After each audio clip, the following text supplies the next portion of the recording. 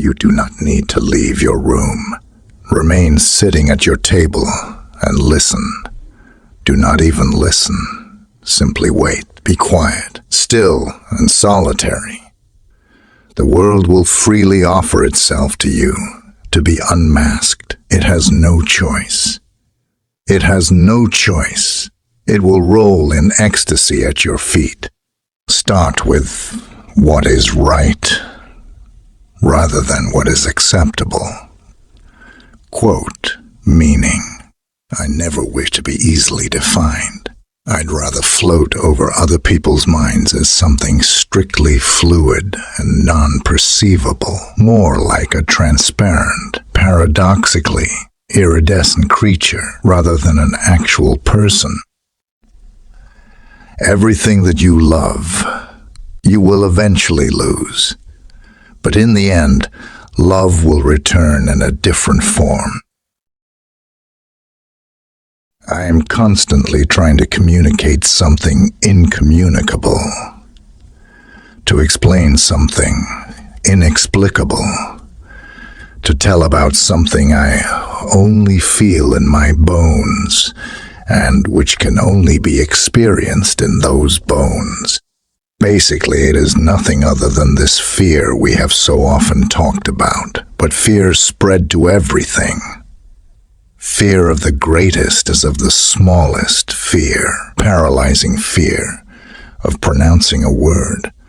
Although this fear may not only be fear, but also a longing for something greater than all that is fearful. Just because your doctor has a name for your condition doesn't mean he knows what it is. I write differently from what I speak. I speak differently from what I think. I think differently from the way I ought to think. And so it all proceeds into deepest darkness. It's only because of their stupidity that they're able to be so sure of themselves. The truth is always an abyss. One must, as in a swimming pool, dare to dive from the quivering springboard of trivial everyday experience and sink into the depths in order to later rise again, laughing and fighting for breath to the now doubly illuminated surface of things. I'm tired, can't think of anything, and want only to lay my face in your lap. Feel your hand on my head and remain like that through all eternity. I am a cage in search of a bird. People label themselves with all sorts of adjectives. I can only pronounce myself as nauseatingly miserable beyond repair. I usually solve problems by letting them devour me. If the literature we are reading does not wake us, why then do we read it? Does not wake us, why then do we read it? A literary work must be an ice axe to break the sea frozen inside us. I'm doing badly. I'm doing well. Whichever you prefer. Do not waste your time looking for an obstacle. Maybe there is none. All language is but a poor translation. I no longer know if I wish to drown myself in love, vodka, or the sea. Being alone has a power over me that never fails.